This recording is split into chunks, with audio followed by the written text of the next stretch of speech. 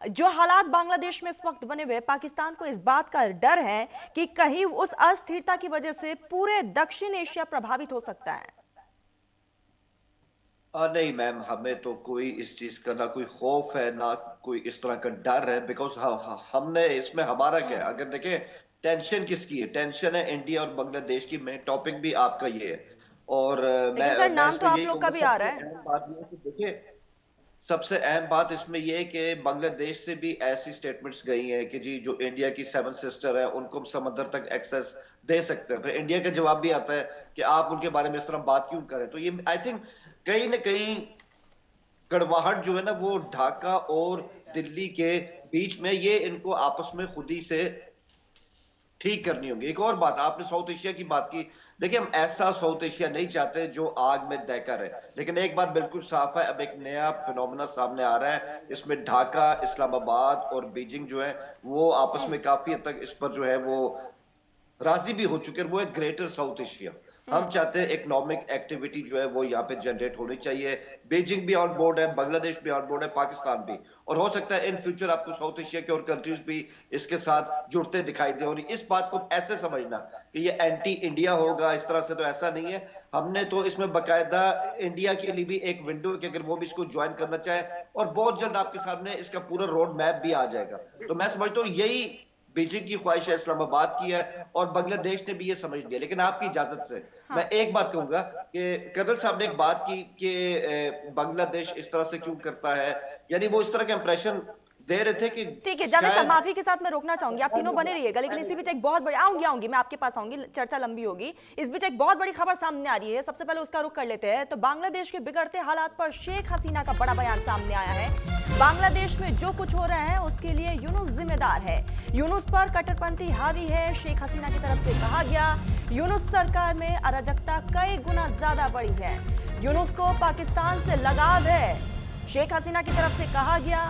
यूनुस चुने गए नेता नहीं है, अवामी लीग के खिलाफ साजिश हुई है, मुझे न्याय का अधिकार नहीं मिला, न्याय से बचने के लिए देश नहीं छोड़ा मैंने, और स्वतंत्र न्यायपालिका होने पर वापस लौटूंगी। तो लगातार एक तरफ अस्थिरता और दूसरी तरफ शेख हसीना का अपने आप में ये बहुत बड़ा बयान। तीनों मेहमान हमारे साथ लगातार बने हुए हैं। जावेद साहब, मैं आपके पास ही आऊंगी, आपकी जो बात थी वो भी कंप्लीट करिएगा। शेख हसीना की तरफ से बड़ा बयान सामने आ गया है, पाकिस्तान से एक अलग लगाव जो है वो यूनुस का है, मोहम्मद यूनुस का। हाँ जी बिल्कुल, मैंने इनकी स्टेटमेंट जो है वो मैंने पढ़ ली। मैं इस पर भी आता हूँ, लेकिन पहले मैं अपनी बात कंप्लीट कर लूँ। मैं कंप्लीट यही करिए। कहूंगा कि इस टाइम में ना इंडिया ने एक इंप्रेशन दिया है और बहुत ऑफेंसिवली दिया है बांग्लादेश के ऊपर कि आप अपना हर फैसला इस तरह से क्यों कर रहे हैं। भाई, आप उसको अपनी कोई सेवन सिस्टर मत समझें। वो एक आजाद मुल्क है, जैसे अरविंद जी ने भी कहा है, आपको डिप्लोमेटिकली बात ही करनी पड़ेगी। वो एक आजाद कंट्री है, उसका हक बनता है वो किसी कंट्री के साथ डिफेंस एग्रीमेंट करे, इकोनॉमिकली आगे जाए। आप उसको उस तरह से डिक्टेट तो कर नहीं सकते, क्योंकि अब हसीना वाजिद नहीं रही है। दूसरी बात, हसीना वाजिद का जो बयान आपने बताया, ऑब्वियसली वो इंडिया के अंदर है, उन्होंने वहां लेकिन पे जावेद जो है साहब, वो। ताल्लुकात तो बांग्लादेश से हिंदुस्तान के अच्छे हैं ना। जब जब दोस्ती अच्छी बिल्कुल होती है तो अच्छे, दोस्त को सही रास्ता भी दिखाया जाता है। अच्छे रहे हैं। हम चाहते हैं मजीद अच्छे हो। पाकिस्तान का क्या इंटरेस्ट है कि आपके और ढाका के बीच में खटपट होती है, उससे हमें क्या इंटरेस्ट है? हम तो बिल्कुल एक कोने में हैं। हमारा कोई इंटरेस्ट नहीं है इस चीज में। हम चाहते हैं कि ग्रेटर साउथ एशिया बने। लेकिन हसीना वाजिद का बयान, देखिए हसीना वाजिद भी, अब आप देखें कि अगर उनमें इतनी हिम्मत होती ना, ये पूरा जो मैंने पूरी स्टेटमेंट पढ़ी उनकी, हम्म। ये भी कह रही है अभी मैं नहीं आ सकती, जब हालात सही होंगे, अदलिया आजाद होगी, क्रेडिबल हुकूमत होगी तो मैं आऊंगी। लीडर का इम्तिहान ये होता है कि अपने मुल्क में तब है जहां वहां आग लगी हो। अगर इनको लगता है कि इन्होंने बांग्लादेश के लिए कुछ किया, इनको लगता है कि आज बांग्लादेश जो इंतशार में है, अनारकी में है, ये वहां जाके ठीक कर सकती, तो वहां पे जाएं। ये नहीं जाएंगी, क्योंकि उनको पता है कि वहां की फजा इनके खिलाफ हो चुकी है। इनके लिए वहां पे कैद खाना ही बचा है सिर्फ। और बिल्कुल मैं ये आई थिंक बांग्लादेश ने तो इंडिया से भी इस तरह डिमांड किया था कि आप इनको हमारे हवाले करें। तो आई थिंक ये इस बारे में इंडिया को सोचना चाहिए। और हसीना वाजिद की अब कोई हैसियत नहीं बची है वहां पर। दिनेश साहब, मैं आपके पास ही आऊंगी। पाकिस्तान का हालांकि नाम सामने आ रहा है, लेकिन पाकिस्तान का रुतबा भी ऐसे कम नहीं होता, क्योंकि पाकिस्तान अक्सर अब कभी भी किसी भी चीज को जल्दी स्वीकारता नहीं है। अब इसके अंदर तो मेरा ख्याल है ये हुसैन साहब जो हैं, he will be in a better position to talk about Pakistan. लेकिन यस, पाकिस्तान कभी भी अपनी गलतियों को या कभी भी किसी प्रकार की अपनी कमियों को कभी भी वो नहीं मानता है। उसने आज तक नहीं माना है कि भारत के अंदर जितना भी टेररिज्म हो रहा है, चाहे वो पहलगाम है, चाहे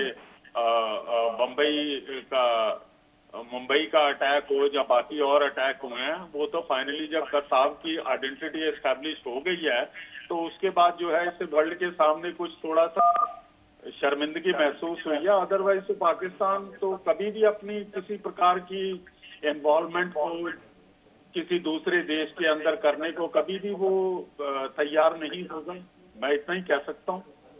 बाकी अरविंद जी जो हैं वो जरा ज्यादा ध्यान से ज्यादा डिटेल में बात करेंगे पाकिस्तान के प्रति, मैं तो क्या कह सकता हूँ। और एक चीज और है Arvind ji, with due regards and respect, जिस समय ये कोई डिस्कशन होता है तो उस समय बेहतर ये होता है कि आप एंकर को एड्रेस करें, रादर कि आप जो है डायरेक्टली 1 to 1 हो जाते हैं तो वो बेचारी एंकर का तो कोई मतलब नहीं है। धन्यवाद। अरविंद साहब आपके पास ही आऊंगी, जवाब दीजिएगा। देखिए, क्यों कर्नल साहब ने कहा है, देखिए हम चर्चा में शामिल हुए हैं, ये एक तरफा स्पीच नहीं है, इसलिए केवल एंकर को एड्रेस नहीं किया जा सकता है। अभी जावेद साहब का भी नंबर आएगा और आप देखिए कर्नल साहब जितने सीधे साधे हैं, जावेद साहब उतने ही चालाक और चतुर हैं। ठीक है, उन्होंने देखिए कैसा मजेदार तरीके से कह दिया कि देखिए आप शेख हसीना को हवाले क्यों नहीं कर देते हैं। इस कंगारू कोर्ट ने ये फैसला सुनाया है, अगर बांग्लादेश के हवाले करते तो आपको लगता है कि वे जिंदा बचेगी।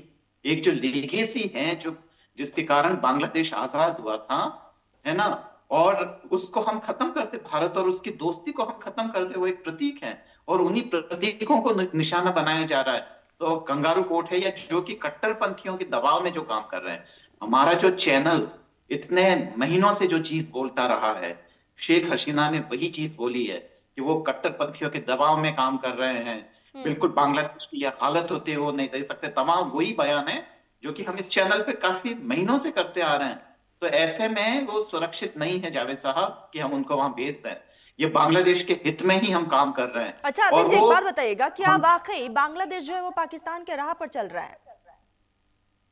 देखिए बिल्कुल सही बात है, ये तो अभी फिलहाल तो लग ही रहा है कि पाकिस्तान की राह पे चल रहा है, क्योंकि कट्टरपंथी हम वहां भी देखते हैं और यहाँ भी देख रहे हैं।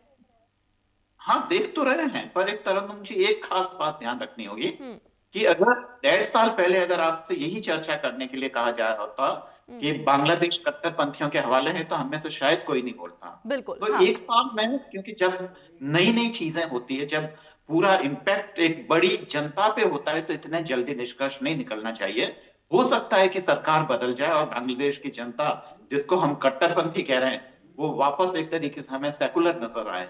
तो उम्मीद यही कर सकते हैं कि उसका वह हाल नहीं होगा जो कि पाकिस्तान ने क्या हासिल किया कट्टरपंथी बनकर। आज भी वहां पे गुर्बत या जो, जब कट्टरपंथ वहीं पैदा होता है ना, जब आप मसलों को वहां से मतलब हटा के बिना वजह उनको पूरी जनता को बिजी कर देना चाहते हैं फालतू की चीजों में। अफगानिस्तान में कट्टरपंथ आया, क्या हासिल कर दिया। तो यही तमाम चीजें हैं। तो ये है। दूसरी बात ये कि साउथ एशिया का एक वो बना था, और जो संगठन बना था सार्क, उसको सबसे ज्यादा किसने डिस्टर्ब किया? पाकिस्तान ने डिस्टर्ब किया। और अब वो चीन के साथ, लेकिन वो मानेंगे नहीं ना, पाकिस्तान मानेंगे नहीं, जावेद साहब खुद नहीं मानेंगे। जावेद साहब ज्यादा चतुर है कर्नल साहब के मुकाबले, और क्योंकि इससे तो ये संदेश जा रहा है जैसे भारत की इतने त्याग, इतने सोल्जर्स हमने वहां पे हमारे मारे गए बांग्लादेश को आजादी दिलाने के बाद, और इतनी मतलब त्याग करने के बाद अगर बांग्लादेश में भारत विरोधी भावना है तो इसको क्या कहना चाहिए? हमारी डिप्लोमेटिक फेलियर ही कहना चाहिए। इसका मतलब आपके नहीं कर पाए, आप विदेशी ताकतों के लिए आपने एक तरीके से प्लेटफॉर्म दे दिया तस्तरी में सजा के कि आइए और यहाँ दखल अंदाजी करिए, ये जानते हुए कि पाकिस्तान से किसी भी तरीके का रिश्ता बांग्लादेश के लिए कभी भी फायदेमंद नहीं हो सकता। जाहिर साहब ठीक कह रहे हैं, समुद्र की दूरी इतनी ज्यादा है कि आर्थिक रूप से वो फायदेमंद नहीं हो सकता। पाकिस्तान की आर्थिक हालत ऐसा नहीं है कि वो बांग्लादेश को सपोर्ट करे बिना किसी विदेशी दखल के। ये तो साफ साफ नजर आ रहा है ना। कर्नल साहब को ये बात बतानी चाहिए कि बांग्लादेश का हित किसमें है, उसका फायदा किसमें है, पर यह सब नहीं हो रहा है। तो ये तमाम चीजें हैं जिसकी तरफ मुझे लगता है कि हमें जावेद साहब आपके पास ही आऊंगी, जवाब दीजिएगा। देखिए, मैं अरविंद जी की काफी बातों से एग्री भी करता हूँ इस बात में, और एक बात समझने की जरूरत है। देखिए, हसीना वाजिद बांग्लादेश आए ना आए उनकी मर्जी है। ऑब्वियसली वो इंडिया में है, इंडिया उनके लिए एक सेफ जगह है, इट्स ओके। लेकिन सवाल ये है कि इससे वो अवामी लीग को किस मझधार में छोड़ के जा रही है आने वाले इलेक्शन में। अब इलेक्शन बिल्कुल सर पे, तो अवामी लीग का क्या होगा इस इलेक्शन में? मैं तो नहीं देख रहा कि अवामी लीग कुछ ऐसा हट के कर पाएगी, या क्योंकि सिंपथी फैक्टर उनके लिए पूरे बांग्लादेश में है, इससे उनको कोई वोट मिल जाएगा। कम से कम इस इलेक्शन में मुझे अवामी लीग तो दिखाई दे नहीं रही है। दूसरी बात, आप ये भी देखिए कि हर हर फरीक जो है ना वो एक नाम लेता है, यूनुस साहब, यूनुस साहब। भाई ही इज 83 84 ईयर्स ओल्ड, और यूनुस साहब को अपनी ताकत से नहीं बैठे वहां पे। सबको पता है ना, एक ओपन सीक्रेट है, उनके पीछे बांग्लादेश एस्टेब्लिशमेंट है। अब आप उसको उनकी आर्मी कह लें, उनकी अफसरशाही कह लें, वो आपकी मर्जी, मगर हकीकत तो यही है। और हसीना वाजिद भी बड़ी चालाकी के साथ हर चीज का ठेकरा जो है वो यूनुस साहब के नाम पे इस तरह से फोड़ दिया। लेकिन उनको पता है कि बांग्लादेश की आर्मी भी उनको नहीं चाहती है कि वो दोबारा से बांग्लादेश में। तो खुल के नाम लेना कि बांग्लादेश की एस्टेब्लिशमेंट के लिए नाकाबिले कबूल हो चुकी है हसीना वाजिद, और उनकी एस्टेब्लिशमेंट असल फैसले कर रही है। यूनुस साहब के पास तो 2 माह बचे हैं मुश्किल से, इसके बाद वो बिल्कुल आपको सामने दिखाई भी नहीं देंगे। जो भी नई हुकूमत आएगी, चाहे जुमात इस्लामी है, बीएनपी है, या कोई और इस तरह से मतलब है, तो वो आएगा। लेकिन मुझे लगता है कि वहां पे एक हंग पार्लियामेंट जो है वो शायद यहाँ पे आपको देखने में मिले। और एक और बात देखिए, अरविंद जी ने सही कहा कि 1971 में इंडियन आर्मी ने वहां पे हमला किया, फिर आपको पता है कि वहां पे डिबाकल हो गया, ईस्ट पाकिस्तान खत्म हो गया। ये बिल्कुल हिस्ट्री की बातें, इसको हम निगेट नहीं कर सकते।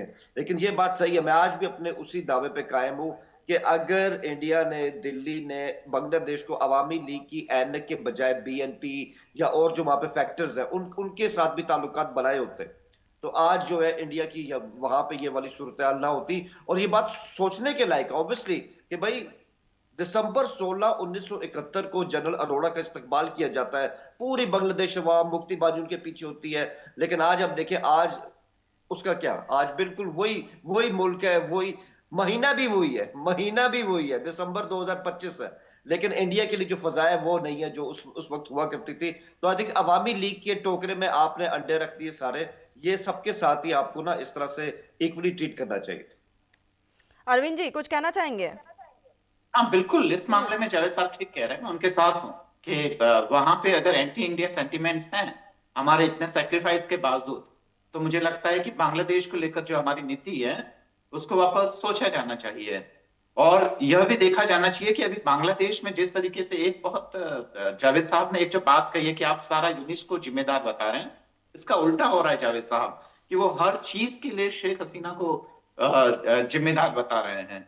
तो ये बिल्कुल भी ठीक नहीं है। मुझे लगता है कि अब तो वो सत्ता में भी नहीं है, पर लगातार आज भी जो प्रदर्शन हो रहा है, सरकार अपनी नाकामी को छुपाने के लिए सब कुछ कर रही है।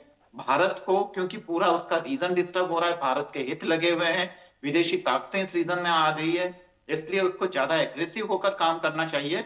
और मुझे लगता है कि यही बिल्कुल यही यूनुस है जिनको वहां पर हालात को सुधारना चाहिए और फ्रंट लाइन पर आकर खेलना चाहिए, लेकिन वो हादी के जनाजे में भी शामिल होते तो सवाल तो उठेंगे ही।